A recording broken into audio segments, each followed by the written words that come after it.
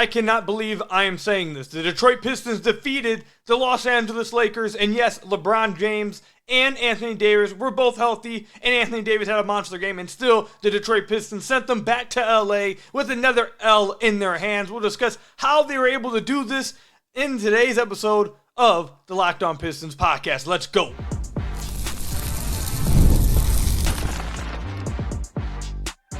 You are Locked On Pistons, your daily Detroit Pistons podcast, part of the Locked On Podcast Network, your team every day.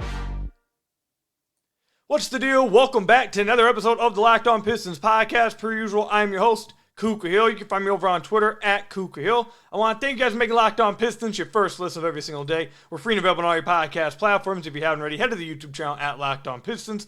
Hit that subscribe button or leave us a 5-star review on whatever podcast platform you're listening to this on. That's another great way to support the podcast. And today's episode is brought to you by Game Time. Download the Game Time app, create an account, and use code LOCKEDONNBA for $20 off your first purchase. And I have to remind you guys that Locked On Pistons now have a daily newsletter. Check out LockedOnDaily.com. Type in your email and you will get a daily Locked On Pistons newsletter along with your Locked On Pistons daily podcast. The Detroit Pistons pulled off a win against the Los Angeles Lakers, and yes, LeBron James and Anthony Davis were both healthy. Yesterday when we discussed this game, I did not think the Pistons had a chance at winning this game. I didn't know how they were going to guard Anthony Davis, and he did have a monster night. He had a monster night. I didn't know who they were going to guard LeBron, who they were going to have guard LeBron, and it was Cade Cunningham, and Cade had played his best defense of the year. And they get to the end of the game. And need to close it out. And Jaden Ivey has 11 points in that fourth quarter. This was a tremendous win for the Detroit Pistons. We're going to break it all down. We're going to talk about how they got the monkey off their back. You'll see what I mean later. And also I want to give a lot of credit to Duren and Stu. We'll talk about their games later on in the podcast. But man, this is probably one of the best wins the Detroit Pistons have had in nearly 2 years. Probably more than 2 years. You could maybe say breaking the losing streak last year was a good enough win, so you didn't break, you didn't keep going. But as a quality win, this is probably the most quality win the Pistons have had in years. And you guys are so excited. You guys are so excited to get an episode.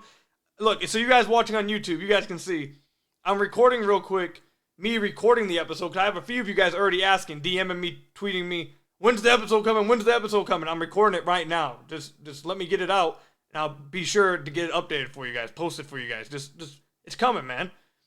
So I had to go ahead and record that. But man, I can't blame you guys for not being absolutely hyped, man. I can't blame you guys at all. This game, the Pistons found themselves down 3 at the very beginning of this game.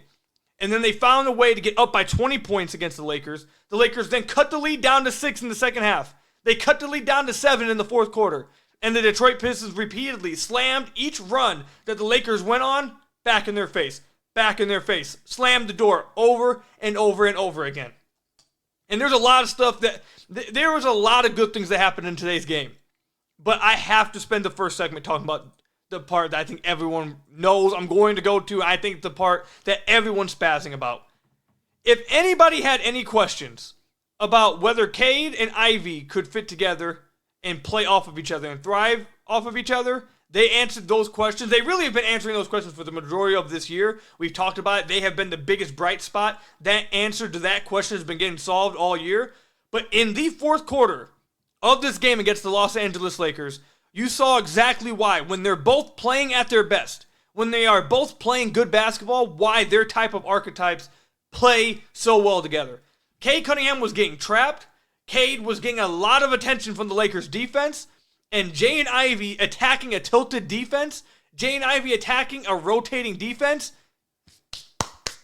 good luck. He absolutely dominated the Lakers tonight, attacking their defense when they're on their heels.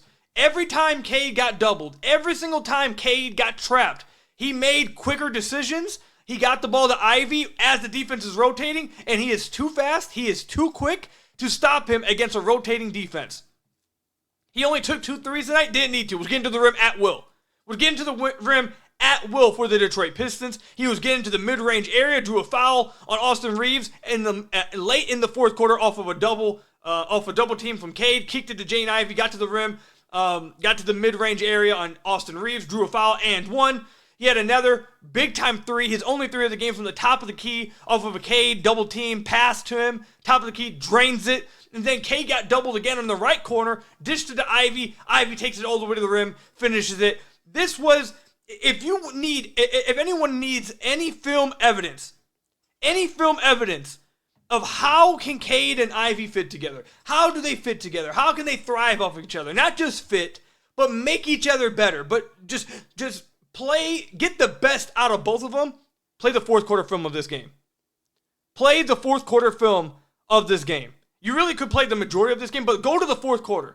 When the Lakers are trying to come back and win this game. When they have made multiple runs to cut it to 6, to cut it to 7. Going into the fourth quarter, they pissed off LeBron James, which I said live on Twitter probably wasn't a good idea. They pissed him off. Isaiah Stewart was chirping at him. LeBron got that look in his eye. I was like, oh, this does not look good. You probably should not, poke the bear of arguably the greatest player of all time going into the fourth quarter. Didn't matter. They slammed the door shut on him. They closed this game out. Jaden Ivey and Cade Cunningham. The veterans did their thing. I want to give them credit. We're going to talk about it here. Tim Hardaway Jr. continues to be exactly what the Pistons wanted out of him. He had 19 points, 4 of 8 from 3, 7 of 12 from the field. Tobias, despite the fact that he can't bang one key three, he had about 5 attempts from the corner three. That all of them could have been like the dagger. It could extend their lead to 21. It just felt like their stadium was ready to go crazy, ripped the heart out of the Lakers. He just kept missing. But from the field, 7 of 15 was really valuable for the Pistons in that first half. He had 15 points. Ron Holland played the best minutes of his season in this game. Had 12 points, had a really nice move on Anthony Davis, driving to the rim, a nice hesitation, and then same foot, same hand finish off the top of the glass. Really good stuff from Ron Holland in this game. Best minutes of his season. 12 points, 4 of 9 shooting, 4-4 at the free throw line. Absolutely loved it. We'll talk about Stu and Duren later, but the Pistons vets and Tobias Harris and Tim Hardaway Jr. helped carry the Pistons in the first half, Jaden Ivey as well, but their veterans really helped steady the ship in the first half when Cade was shooting 1 of 5 in the first half, and that allowed the Pistons to get to the fourth quarter. They got to the fourth quarter, had that 7-point, 6-point lead, and Cade Cunningham and Jaden Ivey, who had 11 points in that fourth quarter. I believe every shot that he scored in that fourth quarter was off of Cade getting that attention from the defense and making the right read instantly. And Jaden Ivey against a rotating defense, good luck, man. Good luck. He is finding himself this year. And all the credit to him. All the credit to him. Obviously, everyone knows that I was one of his skeptics during the offseason. He has improved in just about every area of his game. JB has instilled confidence into him, and I love seeing it from him, bro. He's playing extremely well. I'm so happy to see him develop this much in just one offseason. He's improved so much in just one offseason already. One offseason. When you get him playing off of Cade's gravity, he's thriving. He's absolutely thriving. Jaden Ivey played exceptional. And Cade played by far his best defensive game of the year. One of the best defensive games we've seen from him in his entire career. Completely, I thought what did LeBron end with? 7 of 16 from the field, 20 points? I thought he outplayed LeBron. He guarded LeBron straight up and played some of the best defense you could on him. He was engaged off ball, engaged on ball. It was the best defense we've seen from him easily all year, and one of the best defensive games of his career. And this is the main thing. This is probably the biggest takeaway. Also, he had a triple-double, 17 points, 11 assists, 11 rebounds. The biggest thing from Cade in this game, 3 turnovers. What did we talk about in the last episode? For high-usage guys like Cade, you are going to turn the basketball over. However, 6, 7, even like a few nights ago, 9, that's way out of bounds and way too far off the deep end. Way too far. You want them to be hovering around 3 to 4. That's where you need to be hovering around. And in this game, he had 3 turnovers, 11 assists, and he did a miles ahead of a job. Way better of a job reacting quicker to traps, reacting quicker to double teams, and when defenses tried to, pinch down at the nail, try to play really aggressive off ball, he wasn't dribbling himself into that defense. He was making the read before he got there. Before he dribbled himself into the defense, into the trap, into the double team, try to force something, he was making the read instantly off of that. And the Pistons were thriving off of it. Even, he probably, if you counted hockey assists off of his gravity, he probably would have had 15 plus assists. But obviously hockey assists aren't a real thing. But if you watch the game, so many of the Pistons baskets came from Cade reading the double team, reading the trap, reading the help, and immediately getting it out of his hands and letting his teammates attack 4-on-3. And I think that might be the biggest growth of Cade's game that he has to consistently get to. We all know Cade's a great scorer. We all know Cade can go off for himself. We all know Cade likes to get to his mid-range. He's improved his three-point shot this year. Like, we all know what Cade is. But what Cade needs to consistently improve on, consistently do, is trust his teammates. And look, I understand why maybe there's a lack of trust at times over the last few years. I get it. But with this team, with how Ivey's playing, he has to trust his teammates to attack 4-on-3. Once he gets the double, once he gets the trap, once he gets the attention of the defense, more than one person, he has done his job. That's the point of having a number one guy on your team. To attract that kind of gravity, to create that kind of advantage off ball, he's done his job. Now he has to let his teammates attack 4-on-3. He has to trust them to do so. And he did in this game. Ivey made them pay. THJ made him pay. Tobias made him pay. Duren made him pay. Ron Holland made him pay. And Cade at the end of this game made them pay as well. This was a fantastic win from the Detroit Pistons. They are now 3-5 on the season, entering in, like we talked about in the last episode, an easy, or not, let's not say easy, a soft part of their schedule through the entire month of November. November might be the softest month of their schedule. They made it out of this gauntlet of a start to the season. It could have been way better. They honestly could be 5-2. But if you said to me before the year, after 8 games, the Pistons were 3-5, I would say they made it out good. They made it out well. After watching the games, yeah, you probably sit there and say, man, they could have been 5-2. They could have been 5-3. I get that. But if before the year I told you they were 3-5 after these first 8 games, you would take that. You would absolutely take that. When you look at the teams that they had to go against, no matter who it was that they beat, you take that. This was such a big-time win from the Detroit Pistons. It might be their best win of like the last 3 years. No joke. Tremendous win from the Detroit Pistons. Let me know how you're feeling. Comment section down below or over on Twitter at Kuka Hill. When we come back, the Pistons got the monkey off their back. I told you guys a few nights ago after their first win, I said it was possible that they might have gotten that monkey off their back in that game. I'll tell you guys what I'm talking about when we come back. Listen up, renters. Ever feel like you're stuck in this loop of rent payments, just watching your money vanish into thin air? It's time to turn that rent game around and start earning some serious rewards. That's where Built Rewards come in. Okay, real talk, we've all been there, feeling like we're burning cash with those rent checks. It's frustrating. But here's the deal. Built Rewards has figured out a way to make rent more rewarding, say goodbye to the money bonfire, and hello to a renter's revolution with Built. Built is breaking ground as a neighborhood reward program that hooks you up with your points on your rent. Every month, pay your rent and watch the Built points roll in. You can also use your points to book fitness studio classes, redeem them toward a future rent payment. They're designed to meet your lifestyle. Pay rent hassle-free through the Built Rewards app. Your rent game just got a major upgrade. Built points have been consistently ranked the highest value point currency by the Points Guys and Bankrate. Earn points by paying rent right now when you go to join Built.com/LockedOnNBA. That's JOINBILT.com/LockedOnNBA. Make sure to use our URL so they know that we sent you. Join Built.com/LockedOnNBA to start earning points with your rent payments today at Built.com/LockedOnNBA.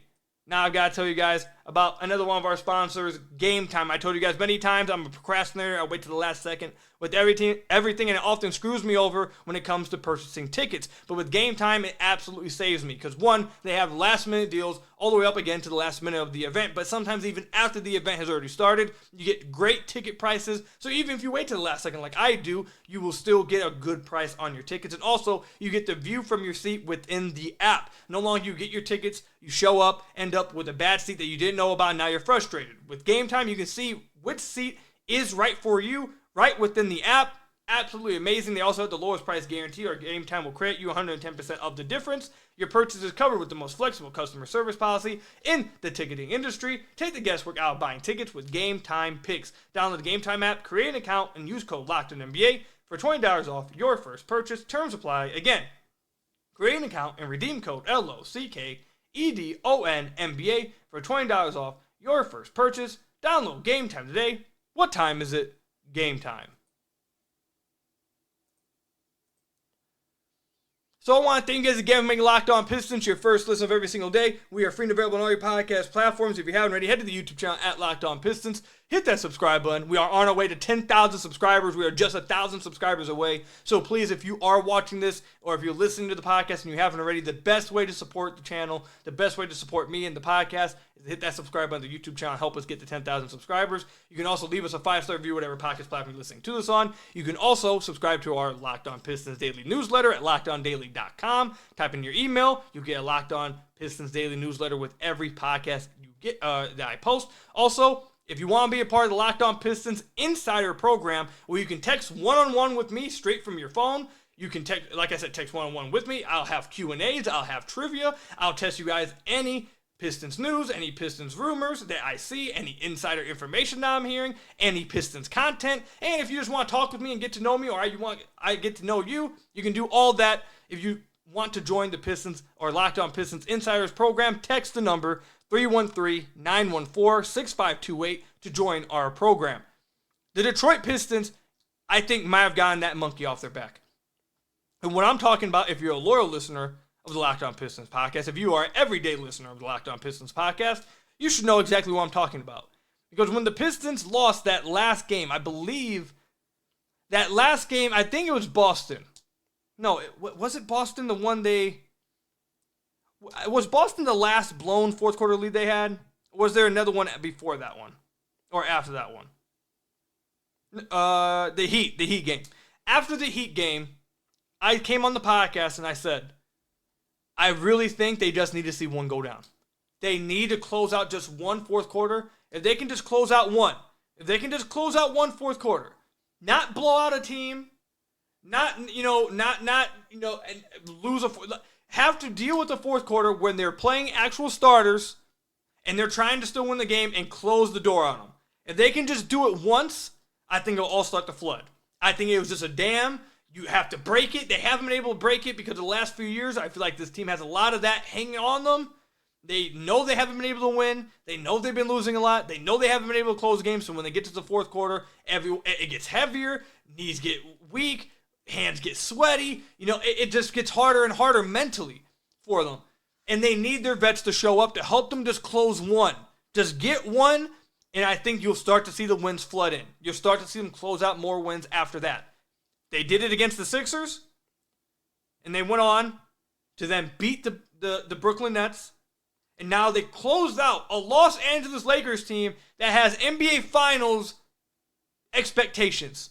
That believe they can get to the NBA Finals, that believe they can win the championship. Not a Lakers team that gave up in the second half of a back-to-back. They weren't on a back-to-back. Not a second half of a back-to-back. Not resting LeBron. Not resting Anthony Davis. Not saying we don't need this win. They cut the lead to 6 in that second half. They cut the lead to 7 in that fourth quarter. LeBron and AD were in there trying to get this win. AD was going crazy. AD had a crazy game versus the Pistons. The Pistons were leading all game.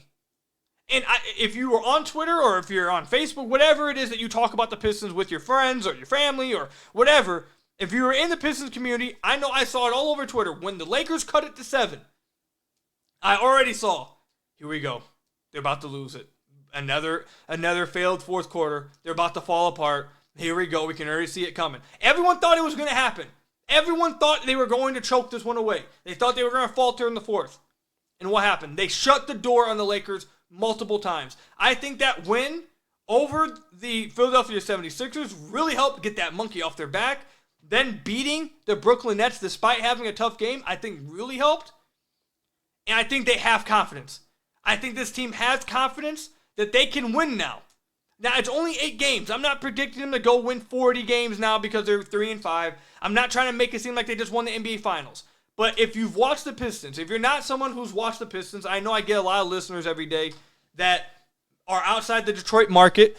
I've actually had, what's funny, for the Locked On Pistons community that cares about this kind of thing, that showcases how big of a community we've created. I've had some people from ESPN actually tell me, I won't say who, I've had some people from ESPN actually say they listen to the podcast before Piston games. If they are watching that game, they just get an idea of what's going on with the Pistons recently, so they know what to expect going in, which is really dope to hear. It really is cool. But if you're one of those people from outside Detroit who don't watch this team all the time, so don't really understand why is a game on November 4th this big of a deal. Because it was against a team like the Lakers with all their guys. The Pistons, over the last 3 years, have went through living hell. They have not been able to close out any game. They have seen the worst years in Pistons history over the last 3 years with these young guys. And these young guys, to start this year, looked like they still had that mentality of, we can't do it. We can't close this fourth quarter out. We are still not good enough. Like, you saw it on their faces, the way they played in that fourth quarter throughout the beginning of this season. So for them to do it, it's going to be so big, I think, for their development. I thought Cade has gotten better entering this year. I thought Ivey obviously has gotten better entering this year. You can talk about Duren, you can talk about Stu, but I thought the two main guys have gotten better, and despite that, the Pistons were still losing. Why? Because when it got to the fourth quarter, they did not believe they could win. So the fact that they were able to beat a legit team like the Lakers, what that does is instills belief. It instills belief in yourself as a player. It instills belief in your teammates that they can get it done. And I honestly think, most importantly, I want to give the most credit to, it instills belief in your head coach that he's putting you in the right positions and you are being set up to win. And I hate to do this because in a few weeks, maybe we go back to this and maybe I was overreacting. But I'm telling you guys, I feel like this win feels so similar to the win the Lions had with Dan Campbell when they were I believe they were 1-6 or 1-7. They won and they went on to win, I think, 8 of the last 9 games or whatever, and that's when they really started their streak. When they started winning those games, remember that Dan Campbell speech he had? I believe in you guys. I just want the best for you guys. You guys I promise you, man. I swear. Like that whole speech he had, I want to do the best thing possible for you guys. I think this could be one of those games that we look back on that really showcases that the team really had belief instilled into them. That they can close teams out, and they believe that this head coach is putting them in positions to win. Because not only have they questioned their own talents, questioned their own mental at the end of games, they went through last year with Monty Williams, and I know for a fact one player at the very least thought he wasn't being set up to succeed and was being set up to fail and didn't believe that he was being given that opportunity, that best chance to be the best self. Everyone knows what I'm talking about.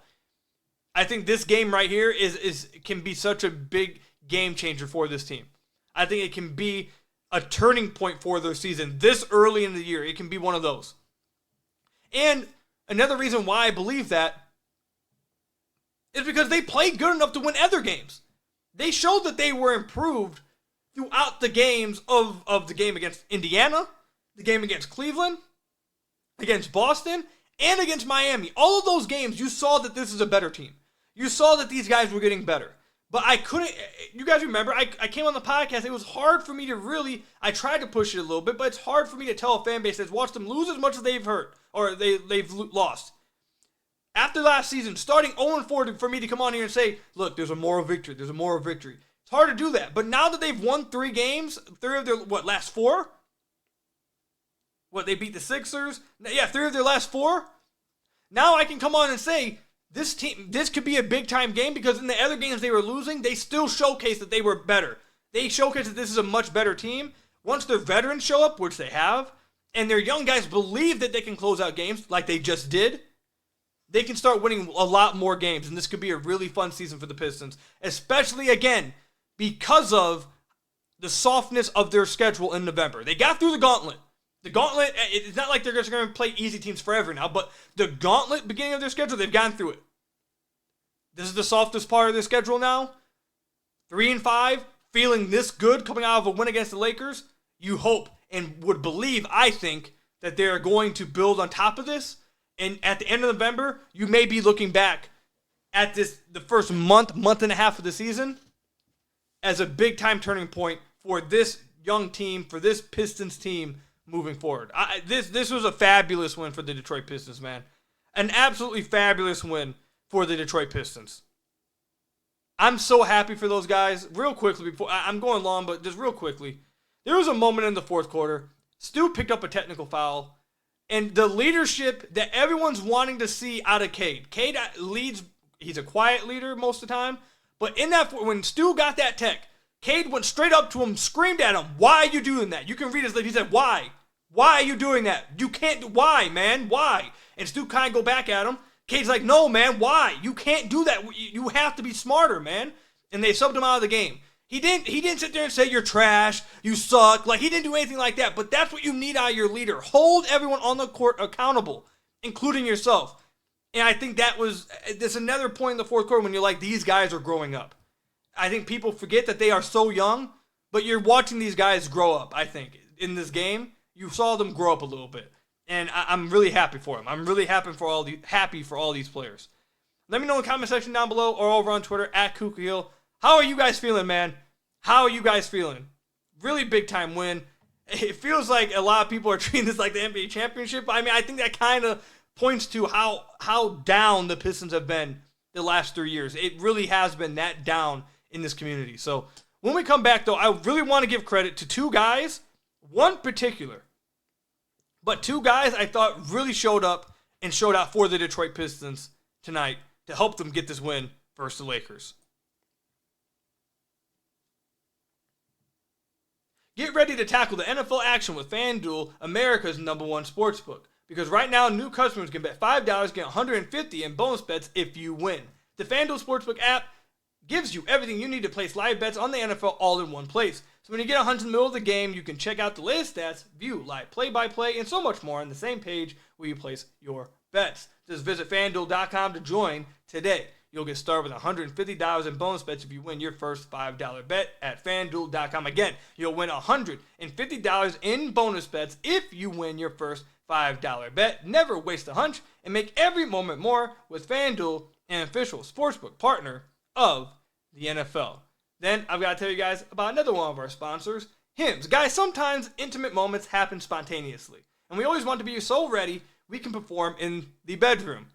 Hims provides access to treatments that can help you stay hard and last longer, giving you that boost of confidence so you can be ready whenever the mood strikes. Hims is changing men's healthcare by providing you with access to affordable sexual health treatments from the comfort of your couch.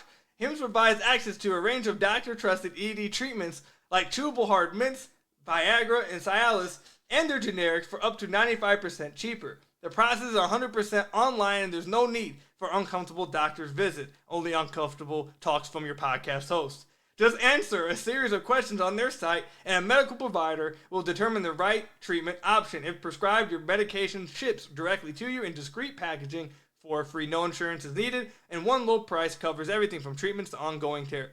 With hundreds of thousands of trusted subscribers, Hims can help you find the ED option that works for you. Start your free online visit today at hims.com/lockedon. That's HIMS.com/lockedon for your personalized ED treatments options. HIMS.com/lockedon. The products mentioned are chewable compounded products which are not approved by or verified by safety or effectiveness by the FDA. Prescriptions require an online consultation with a healthcare provider who will determine if appropriate. Restrictions apply. See website for details and important safety information. Subscription required. Price varies based on product and subscription plan. HIMS.com/LockedOnNBA for your personalized ED treatment options.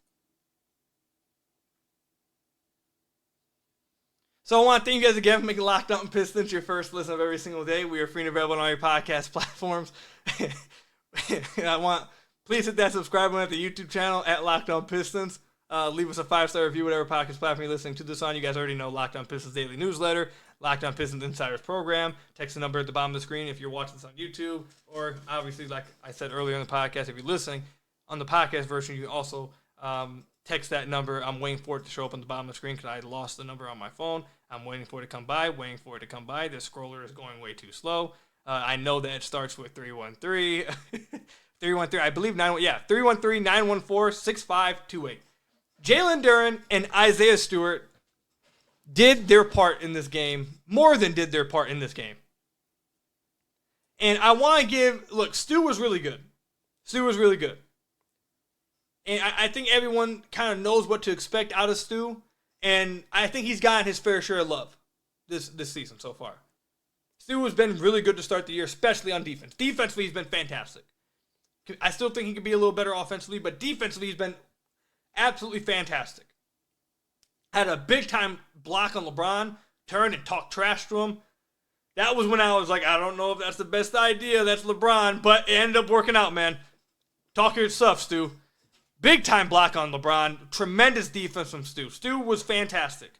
However, I want to give it up to Jalen Duren because Jalen Duren has taken a lot of criticism from the fan base for the beginning of this year. And I don't want to sit here and say that it's like it was unwarranted. His defense has not been that great to start the year. And he hasn't been utilized that much offensively. So you haven't really got to see all of his, his talents offensively. I think that's probably on purpose. I don't know if the coaching staff trusts him enough to really have his usage be higher, but he is being incredibly effective and efficient in his limited opportunities. He's shooting like 80% from the field, shot 71% in this game. What I really want to talk about, though, is his defense. I'm going to say this about Duren. I think that he struggles mightily against stretch bigs. I think bigs who can stretch him out to the three-point line, he struggles mightily against them. So I think in the meantime, he's 20 years old, as he's developing, in those matchups, go with Isaiah Stewart. Let Isaiah Stewart play a ton of minutes and let him take up that battle. Okay? I think that's fair. However, when he's went up against interior centers, you've seen him be better. I think this was his best defensive game of the year, but in other games against interior centers, I thought he showcased that he was getting better. Maybe not already great or good in those games, but he was much better than last year. He was much more active around the rim. He was trying to go after shots at the rim. He's ending defensive possessions with defensive rebounds in previous games. He was showcasing that he was becoming a better interior defender. But in this game, I thought he had his best defensive game of the year. And like I said, AD had a crazy game. 37 points on 23 shots. Got to the free throw line 14 times, 11 to 14. AD is a monster. He is a monster. And he's having a hell of a start to the year. JJ's using him in tremendous fashion. But damn those numbers. I thought Duren played a tremendous defensive game. I thought he was locked in from opening tip. He was locked in every possession. And I guess the majority of his defensive possessions, his highlights weren't against Anthony Davis. It was rotating from the weak side or rotating from the block to contest the shot at the rim. He had one absolutely fantastic rep. I believe it was in the third quarter. Fantastic rep, rotating over on Austin Reeves, going straight up and denying the shot. Going straight up. Tremendous verticality. The Pistons were able to go on fast break and score the basketball. Jalen Duren has gotten lit up by the fan base. He deserves hella props after this game. He played 23 minutes. In those 23 minutes, he was a +6. He had a block. He had a steal. He had 11 points, 14 rebounds, 5 of 7 from the field. 6 defensive rebounds, 8 offensive rebounds. And I can't tell you guys enough how amazing his passing reads were in this game. He should have had 5 assists as Tobias could hit corner threes. There were multiple offensive rebounds that he got where he didn't see Tobias in the left weak side corner. He did not see him over there. All he knew was there's 2 guys on me fighting for this offensive rebound. I see one right here. I see another guy on the wing. I see another one at the top of the key. These numbers don't make sense. I must have someone over here open. And he was just turning around, whipping it almost no look wise. Hitting what over and over and over. He did it like 3-4 times for Tobias in the corner. His passing reads were on point. He was incredibly active from get-go on both ends of the floor. And he gave it his all defensively. He had his best interior defensive game of the season. AD's not going to stretch him out to the three-point line. And if he was trying to, the Pistons weren't really going to care. He took 4 threes. They weren't really trying to guard him. AD's not really like that from beyond the arc. I think JD has improved as an interior defender. He has a long ways to go against stretch bigs, but as an interior defender, he looks like he's gotten better, and this was his best defensive game of the year. Isaiah Stewart and Jalen Duren, they were tremendous. And when Stu came back into the game, or came out of the game because of the technical, 2.5 minutes left, JD had 5 fouls left. Didn't foul out of the game, didn't do nothing stupid, came in, played great on both ends of the floor, and helped the Pistons close this game out with 5 fouls, 2.5 minutes left, with the Lakers already in the bonus. Tremendous game all around. Tremendous game all around. There was only one player I thought played really bad, but we won't mention it. But overall, good game all around from the Detroit Pistons. Got contributions from almost everybody. Fantastic win for the Pistons. I'm happy for the players. I'm happy for you guys that you guys finally got this kind of win, because you guys have been starving for this for like 3 years now. So let me know in the comment section down below how you guys are feeling about this Detroit Pistons win. Again, comment section down below or over on Twitter @KukaHill. I'll see you guys in the next one. Stay safe out there. Thank you guys for making Locked On Pistons. First listen every single day. Subscribe to the YouTube channel, Locked On Pistons Daily Newsletter, and the Insiders Program. And until next time, I'll see you guys later. Stay safe out there. Until next time, peace out.